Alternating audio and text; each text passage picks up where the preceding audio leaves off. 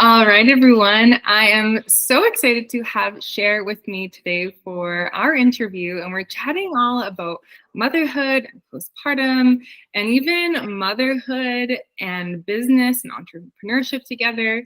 And at the very end, we have a really sweet offer for mamas out there that's happening in September. So make sure you listen till the end to get the sneak peek on what we're up to for you.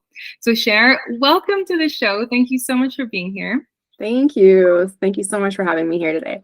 I love it. So Cher, diving right into motherhood, I'm curious, what was something that was completely unexpected for you on the journey of being a mama? Ooh, good question. I would say something that was unexpected for me was how much I would expand in my own journey as a woman, as a human, as well as outside of myself. And I know there's a lot of talk about how much your heart grows and expands, and that was definitely a big piece of it. How much pride I have in bringing humans into the world in the sense of who they are, and also the care, the worry side of it too, how you pull yourself out of just your own existence into somebody else, and that protection that goes into these lives that you brought into the world. And so all of that, just expanding myself in those ways outside of just me as an individual, and also how much they teach me, how much my kids teach me about life. It's a beautiful journey. I love guiding and holding space for them as a mom, and also just living life through them. It's amazing. And you have two boys, yes? And how old are they now? Yes, my oldest son is 14 and our youngest son is 11. So they're both in double digits. I'm the single woman in this household, Mama Bear. Yes. Okay. And actually, so the heart expansion is such a common thread that I hear. And obviously that sometimes comes from it's just from the challenges as well, right? And so I think what's often not talked about as much for new mamas is the piece of challenge that can come with it. What would you say some of the big ones that you wish that someone had maybe told you, or that you heard on a podcast before? Yeah. What would you say some of those have been? I would say some of those unexpected challenges and the common threads are the feelings of isolation. And I know, again, my experience through motherhood being a decade and a half ago for the first time. So it was a while ago, but it's still very fresh in my heart and my mind. And through the pandemic, that was exponential for so many of the new moms out there, just feeling separate from their loved ones and their support team. And for me, it was huge having that tribe of moms, the people that had gone, the women that had gone through it before me, and connecting with them, and the new moms that were in the same boat as me, and sharing that experience together. It was a game changer for me to have those connections. So having that ability to reach out, and I think the dust is settling on where the world has been in the last little while, thankfully. And even finding a way to make it accessible for yourself and really recognizing your own needs. Like for me, I noticed how important it was to get out and connect with others and really find those authentic relationships where I didn't have to pretend that I had it all together and that I was in a constant state of bliss the whole time. I think that's another misconceived area, and there's so much that goes into it that I want to recognize as well. The journey into parenthood and motherhood can be a struggle to even get to the point of bringing a little one into the world. And yes, there is so much love and bliss and joy and happiness that is part of that experience. And also there is a lot of real feelings of heaviness. Your life is shifting and changing. You feel like your body has shifted so much, the hormones that go into it, the lack of sleep in a lot of ways is pretty common. So that shifts big time into that territory. So being real and honest with yourself about what that looks and feels like, because we all have different capacities too. What is triggering for one woman may not be a big deal for another. And when you can sit with, your own physical, emotional, and mental, spiritual, psychological states of being and recognize, okay, how am I doing today? Where am I at on these levels? How am I nourishing myself? Where can I ask for help? Where am I feeling like I'm doing good at, like where am I rocking this journey? Like looking at all of that and really being honest with yourself is a game changer for your own well-being. Did it take contrast for you to come to that point where you're like, how was your postpartum journey? Yeah, yes, absolutely. It was one of the most beautiful, incredible, and hard things I have ever done. Looking back, I can say I did have postpartum depression. It wasn't as severe as some, and it also wasn't, just the mild, like there's all those different ranges again, and it's not that, any is right or wrong. We're all on our own journey with it. And I think I was in denial in the beginning because of that societal expectation that I felt a lot of guilt of why do I feel not myself and heavy around this? What's wrong with me? Why can't I get myself together? Yes. Yeah. So you're experiencing that. And then how did you, like at first, were you just kind of like, this is the way it is? Or did you get like, how did you recognize that you needed some more tools at that point? Yeah. Yes. Great question. I felt when I was feeling so out of sorts, it was probably the first few weeks, I would say, like a solid month where I didn't find joy in things that I normally do. And I felt really stuck with my energy, and that so much focus was going into try to control the situation that I didn't have control on, and feeling that, there just wasn't enough nourishing myself to the point that I felt so off and so lost. Right. And I'm like, this is not how I envisioned this to be. And what can I do to change this? How can I be the person, the woman that I have a wonderful life. I have so much to be grateful for. And when you're in this deep, dark, heavy place, it's hard to see that, which was a big eye opener for me, where I felt like, okay, how can I ask for help so I can start nurturing myself and giving myself that time and space to feel like I'm looking after my basic needs, and then start bringing more joy and happiness back into my life so that I can be a better mom. And recognizing that, yes, in the beginning, there's so much that goes into a lot of care for this little human that is very dependent on you in the beginning. And also that my needs matter too. And if I'm not taking care of myself, it's not healthy for me, for my babe, for my partner, for my greater community. And that was a huge eye opener for me to start recognizing that. And Cher, after you start to recognize that you're like, okay, like some of these things that used to bring me joy, energy levels, and like, it's one thing to be like, yes, I have so much to be grateful for, but why do I still not feel okay?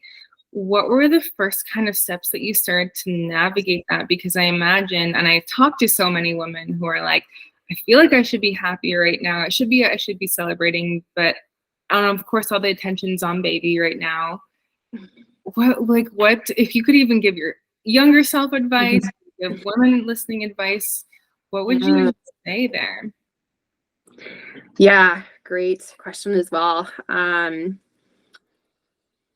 Again, coming back to, it kind of segues into my comment from before, like being honest with myself. What do I need? Where am I at? Checking in with those daily levels as well as moment to moment levels, and not placing so much pressure on myself, like really asking my partner. Okay. And he was so amazing with identifying, like he knows me so well, and being able to identify like where I needed support too. And part of it was me not asking, like my ego, I think, was a little bit more heavy into those decision making situations where I'm like, no, it's fine. You're like, you're going to work. I'm at home right now. It's okay. I got this. But inside I was like, oh my God, like I feel so alone. And I think having the ability to really sit down and chat with him about that, as well as talking with other mom friends, again, like really being real with each other, like, how are you doing with this? Like, are you sleeping okay? And, having some laughs as well as like really shedding some tears and heart to heart moments that started to really, when I opened myself up to talking about it, I think it opened up the conversations for others that were going through that. And we could all relate to those feelings of like, wow, yeah, I haven't showered today. I'm like surviving on little sleep and little nutrition for myself, and it's just not a good place. Like this isn't healthy, and I don't think it should be that way. So looking at that for myself, like, okay, how can I get more sleep? And I wish I would have known you back then, obviously, with the nutrition side. I could have done better that way too. Like, what do I need to be feeding myself and giving myself so that I can be on a better grounded state? So that's where it started, is talking to my partner, talking to some of my mom friends and being real with them where I was at so I could ask for help. And also bringing I'll share a quick story. I remember vividly like bringing some happiness and joy into my life. So my story being, I remember vividly, we'd gotten our oldest son to bed, but I was still really like, listening ear, he's going to wake up and all that anxiety. And I was like sitting there nervously folding laundry and being like just this ball of like frantic and franticness in those early days. And my partner was like, put the laundry down. It's okay. Let's just watch a 30-minute sitcom on whatever. And I was like, I am not in a place where I can watch something funny. Like this is not where I'm at right now. Like I just feel like I could burst into tears because I'm so stressed out. And he's like, Cher, it's okay. The laundry can wait. If Shay cries, our oldest son, like if he cries, I'll go get him. It's okay. Just like let's do this together and switch the energy and know that it'll be okay.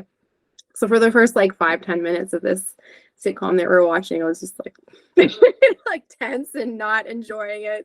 And then I felt myself kind of melting into the moment and doing something that I did enjoy, like watching a lighthearted show. And I started laughing at a scene in the show, and then I started crying because I was like, oh my gosh, it feels so good to just do something like that takes my mind, not take it off of motherhood in the sense of like abandoning, like that, where I'm going with that, but just letting myself be me for a moment and knowing that there's those times to be, serious and invested in what you're doing and in that kind of yang energy, the survival instincts and, motherhood taking that role, and also nurturing yourself to do something that is on the side of doing something fun just for the enjoyment and connecting with my partner, or doing something for me, like going out for a walk and just even walk around the block for 5 minutes. I found being in nature was so healing for me as well. And Cher, that's so beautiful in that way that you're like, okay, the struggle of I'm too stressed out to even like to go and to laugh, to relax right now, right? And so I think that's so relatable. And how have you navigated that guilt in the beginning of, as a new mother, you're like, oh no, I need to do this and like the house and this and this. Like, and to actually take that time to be like, oh my God, I do need to go for this 5-minute walk. Yeah, that was a big shift as well, being able to recognize that like there's that common saying of like sleep when the baby sleeps, and there's all the jokes on the flip side of that of like, right, that's just not very possible. Like to drop what you're doing and actually sleep. But looking for those little and big ways where I could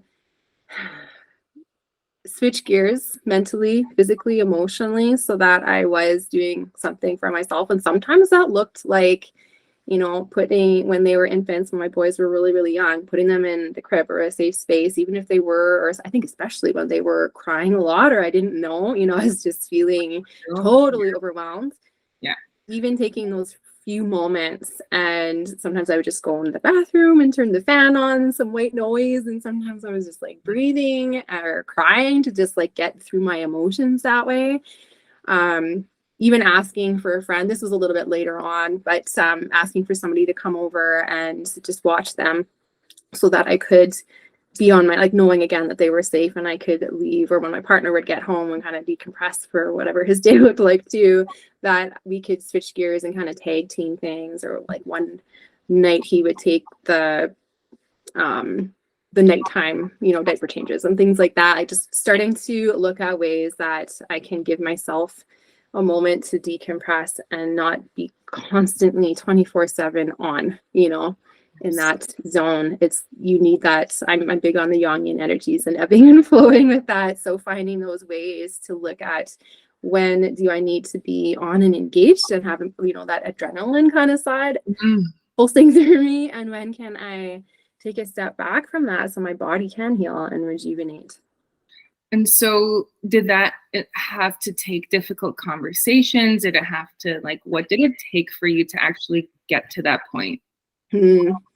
Yeah, I think starting difficult conversations with myself is where it started. Like, again, back to the ego and the expectations and living up to, or thinking I needed to live up to whatever everyone else is expecting.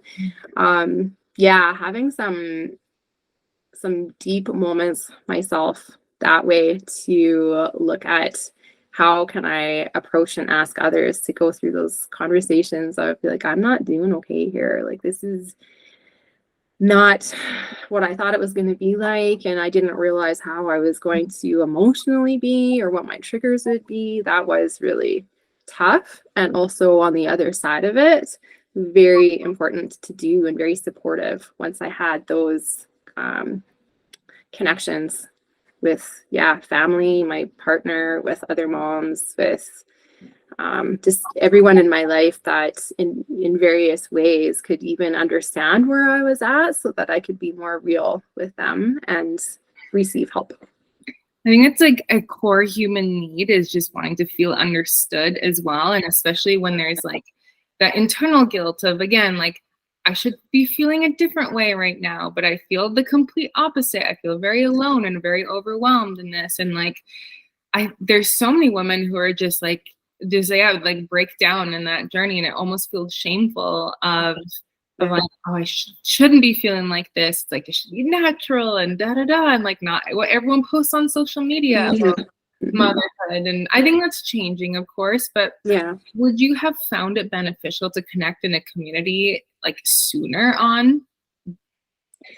Yeah, I actually did pretty early on with so through the AHS, the Birth and Babies group was a group that I had towards the end of the pregnancy, and then into most of us, it was right in the middle of our like due date kind of territory. So it was meant to be before and after. And that group of individuals and families, we really clicked. And that was something that I had through the end of my pregnancy and heading into.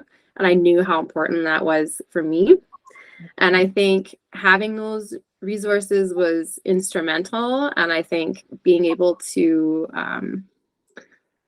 sit with the expectations a little bit sooner, I think would have been the helpful part for me to know, heading into or towards the end of my pregnancy, into childbirth and into the chapter of motherhood, that part really shook me of like, whoa, is the feelings that I'm feeling, are they normal? Is this like, what can I do to work through this? And is anyone else out there feeling this way? And and again, I think you're right. I think it is shifting and changing, and people are talking about it even under the whole mental health umbrella a lot more, and societal expectations for motherhood and parenthood and what that looks like. And I'm glad there has been a shift that way. And there's still a lot of work to do there as well. Definitely. And something I want to ask you about that is, what's an expectation that you feel like you had that you wish that you were like a little gentler, or you were like, oh, I wish that like what, in terms of expectations, what did you place on yourself and what were you humbled by? Okay. Expectations and being humbled by the experience. What comes forward for me is, and this is very specific to my journey, and I know a lot of moms are in this realm too, with C-section Mm-hmm. I had a lot of heaviness around, I didn't want a C-section, and then had a long labor, and it ended in that outcome for myself. And that definitely played into it for me, is feeling that I wasn't able to do it naturally, and a lot of guilt and shame around that, which I felt I did get to a point where I had to process that and let it go. Mm-hmm. And that I think there was a lot of guilt around that too, of like, well, you shouldn't feel that way. Like your babe is healthy, you're healthy. Like, why are you so hung up on it? Not that anyone directly said that to me, but I, had that kind of vibe, or like the internalizing of it. So it was a lot of recognizing that, and also validating my own feelings in it too. Like it's such a dynamic journey. The struggles of becoming pregnant and carrying child and going through childbirth and all of those pieces, it is so dynamic. There's so many emotions and expectations that come forward. So I think looking back, to answer your question, I think I would have told myself to be a little more gentle around what that journey looked like, even though I was trying not to attach to a specific like birth experience. It still was clearly pretty heavy on me, that I felt unworthy as a woman, that I couldn't do that naturally, and that it didn't unfold the way I thought it was going to. And then that it it was emotional. I'm trying not to cry right now, but yeah, it's still very fresh. Yeah. Being 14 years ago. But yeah. I want to say something about that. I just had this conversation with a friend where she had it planned. It was me home birth, and like everything was planned out, and it was a C-section in the end. And instead of being like, oh, well, yeah, your child is healthy, be grateful. It's like, man, like you planned this out. You had this expectation, like acknowledging the suck there. Yeah. Yes. Right? Like acknowledging, I think there is, and rightfully so, that yes, like all of the emphasis is healthy mom, healthy babe, looking after babe's womb to world experience. Absolutely. That is so important. And I think identifying for mom internally, as well as society, to recognize those feelings of that transition from woman into motherhood, and all the pieces that come forward that way, is again starting to shift as well. But yeah, it is such a big piece of the journey, and that plays into basically the essence of the work that I feel like I'm here to do with moms, is recognizing that taking care of mom ultimately stems into that relationship with our children, with our partners, with our families as a whole, and that just ripples out into society. Tripping on words there. Rippling out into society with the way that we start on the internal work and supporting one another.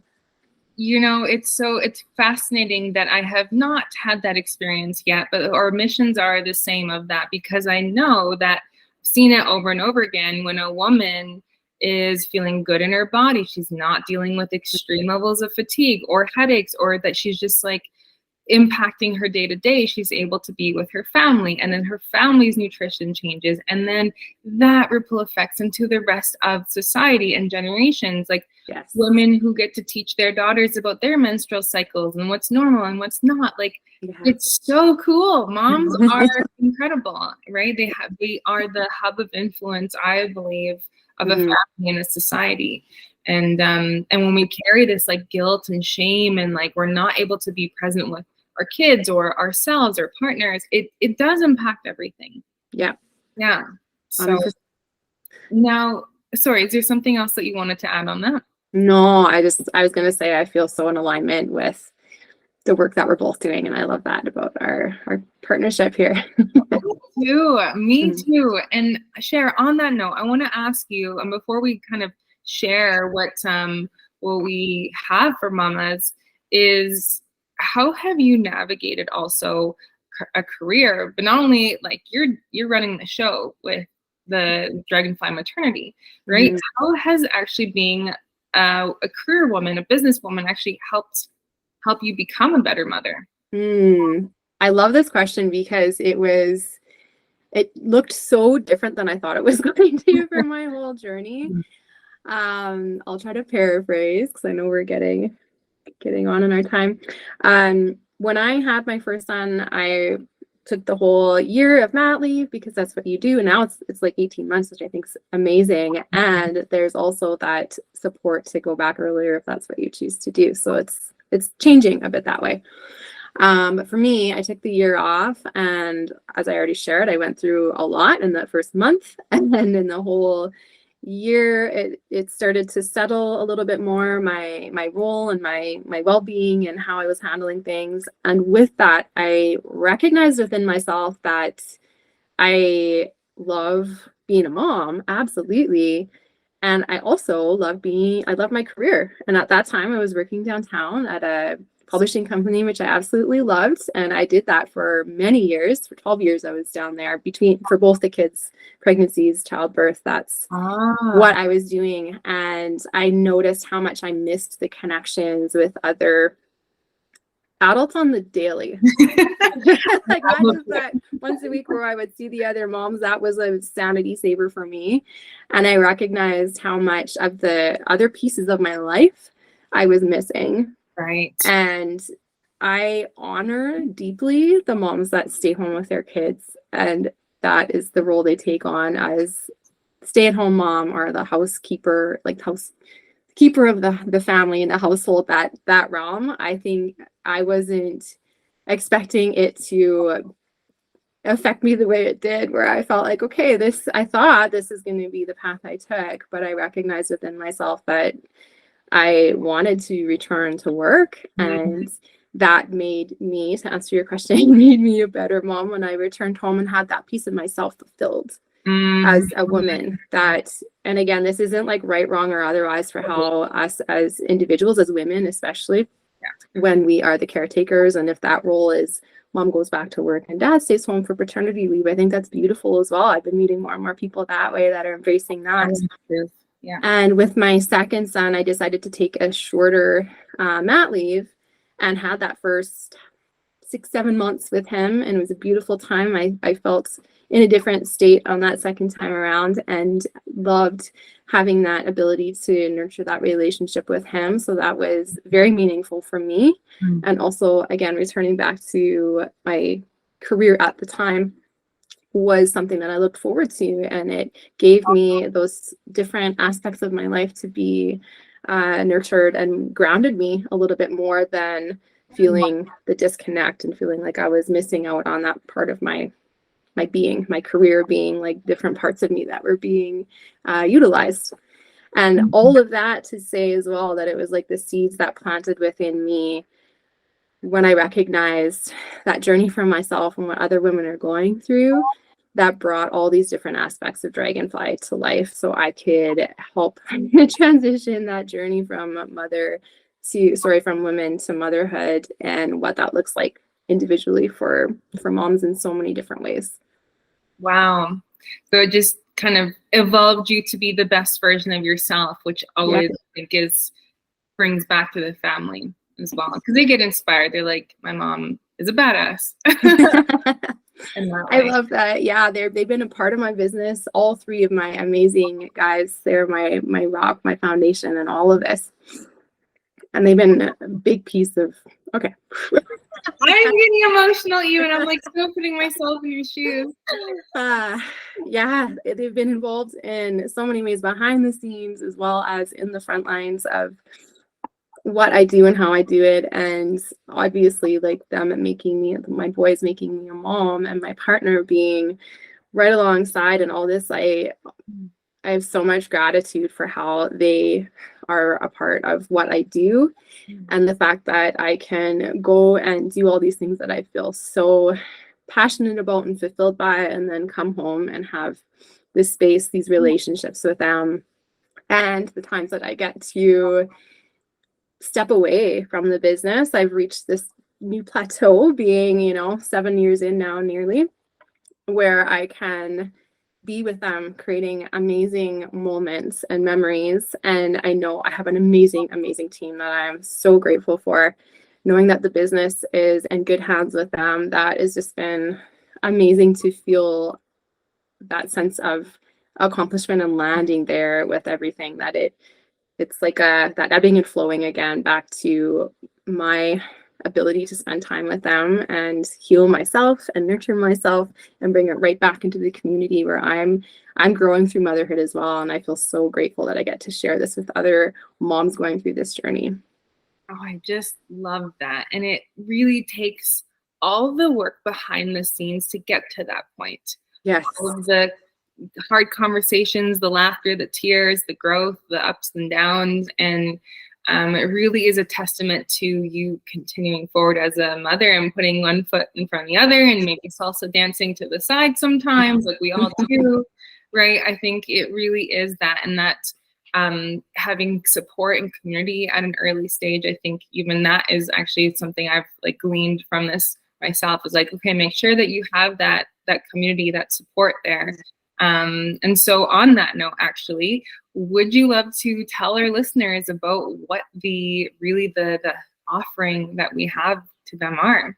Yeah, yes. So excited to be collaborating with you on this level and bringing Mindful Mama YYC to life and having these series of workshops tailored to different stages of motherhood. This one that we're launching in September being the postnatal side, meant for early stages of motherhood, going through nutrition that is supporting you in those chapters of life, that chapter in those early weeks, and the yoga postures, the breath work, the meditations, the mantras and affirmations that we can bring in that will really facilitate the groundwork that we're doing on a daily level with our kiddos. And the other piece that I know you and I are both big on is a sense of community and connecting with other moms. And that's why I'm so excited to build upon that each week as we bring in those relationships. That's the beauty of this, is being able to get to hear other women's stories and connect and feel like just like that moment of isolation is really kind of filled in that way, of someone who can relate to your story, or they can, have someone else just be like witness, what you're going through, plus, like you said, the nutrition, the yoga, and really understanding that, I think we're doing it right? As mamas, it's like you're doing it right. And that support makes all the difference, as we've learned through your journey. And for the woman who's like, okay, this sounds good, this sounds interesting, but I have a 3-month or a 6-month or a 1-year-old at home, what advice would you have for her? In the sense of making it practical to be a part of a community like that? Yeah, yes. Thanks for clarifying. Is like, she's like, okay, I feel overwhelmed by my schedule already. I'm feeling about leaving my baby at home. All those things kind of swirling through her head right now. Yes, great question. I know that it's tough to make the time out for yourself, and opening up that ability to bring the wee ones along if you're in that stage where it's just more accessible to have babes in arms with you, we're a space that you can do that. And also, I really do encourage, if accessible to do so, to find that time to take that hour and a bit with commuting, to be real, the time to get yourself there and step out of that space of, again, like I was mentioning, that constantly being engaged and on. I recognize that within myself, and I still hold myself accountable to that in the sense of my business and being a mom of older kiddos. Like, they're more independent, but there's still that layer of so many things going on. And when can we step out of that and be like, oh, okay, where's my breathing at? Like, how am I feeling? And really checking in and tuning in with other moms. And so reaching out to find supports to make it a priority for your own well-being, to look at ways of connecting with other moms, these wellness pieces through body, mind, and soul, how you can nurture yourself so that you can go back after that hour and feel like, I did that for me and I'm feeling good, I'm feeling rejuvenated, I feel like I have tools in my toolkit so I can be a better version of myself, and I can take that into my family. And I think that's so important for women to do. Amen to that.